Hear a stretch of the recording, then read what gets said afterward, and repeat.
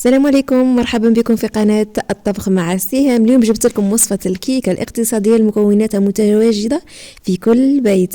كيكة ولا أروع، بنة شوفوا هبال، ومتأكدة رايحين تعودوها وتعودوها. نبدأ وصفة تاعنا بسم الله. جيبوا ربع حبات بيض، فصلوا الصفار عن البياض وطلعوا بياض البيض مع 6 مغارف سكر. ما نضيفوش كمية كبيرة لأنه رايحين نشربوا الكيكة تاعنا. بعد ما نطلعوها مليح حتى نتحصلوا على هذاك المنقار بهذا الشكل، نضيفوا لها صفار البيض ونخلطوا الخليط تاعنا حتى يتجانس مليح، ونروح نضيفوا باقي المكونات. هنا ضفت كاس حليب وكاس زيت ونصف كاس من القهوه اللي نحضروها في الدار، قهوه تاع البريس، وكاس ونص نتاع فرينه. هذا الكاس عندي يرفد بعبر كاس ونص، وكيسين من خميره الحلويات. نخلطو مليح، اللون نخلطو بسباتيل باش ما يطيرش علينا ديك الفرينه، ومن بعد نكملو بالخلاط الكهربائي. نخلطو مليح حتى يعني ما يبقى فيه حتى كتل، ونزيدو نضيفو ملعقتين من الكاكاو. لهنا لازم نتاكدوا انه الخليط تاعنا مبقات فيه حتى كتله، ونزيدو نخلطو شويه بالخلاط الكهربائي، وبعد نكملوها بسباتيل باش نهودو دوك اللي طاولنا في الحواف تاعنا. ونروحو نجيبو المول اللي غادي نخدمو فيه. لهنا المول كنت دهنتو بالزبده والكاكاو اللي درتو غير هكا من الفوقه، ما نكتروش الكاكاو برك باش نتفاداو الكيك تاعنا ما يديرلناش ديك الطبقه اللي تكون تلصق من تحتها. فروغ الخليط تاعنا ونطيبوه على نار 170 درجه لمده 25 دقيقه، ولازم نتاكدوا من الكيكه تاعنا اذا طابت ولا لا بطريقه الموس.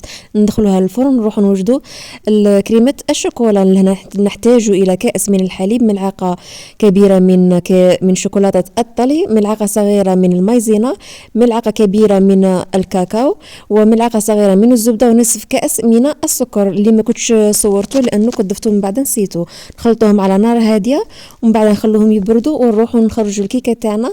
بعد ما بردت اكيد نشربوها بكاسين. لازم نشربوها بكاسين لانه راح تكون مشربه، ويعني هذاك الحليب اكدوا لي على الحليب. قادر تديروا شربات توجدوها، ولكن بالحليب احسن. الحليب يكون مسكر، انا ما وريتكمش كيفاش سكرت لانه نتوما راح تتحكموا في الحلاوه تاعكم.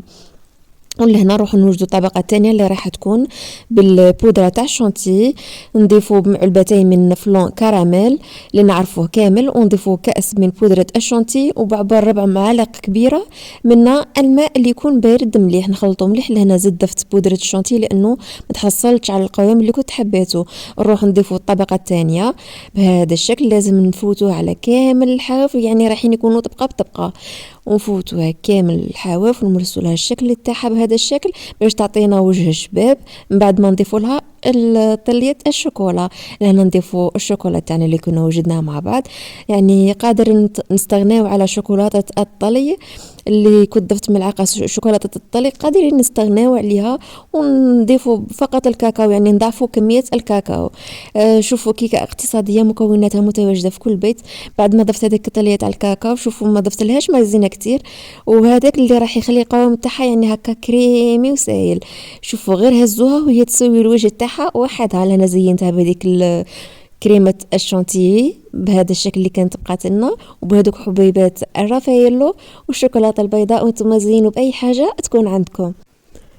المهم تسيوها وما رايحين تندموا عليها، ومتاكده رايحين ديروها وتعاودوها بالنظام حتى اني كنت ريجيم وكليت وعاودت. دمتم في رعايه الله وحفظه. نلتقي في وصفه اخرى.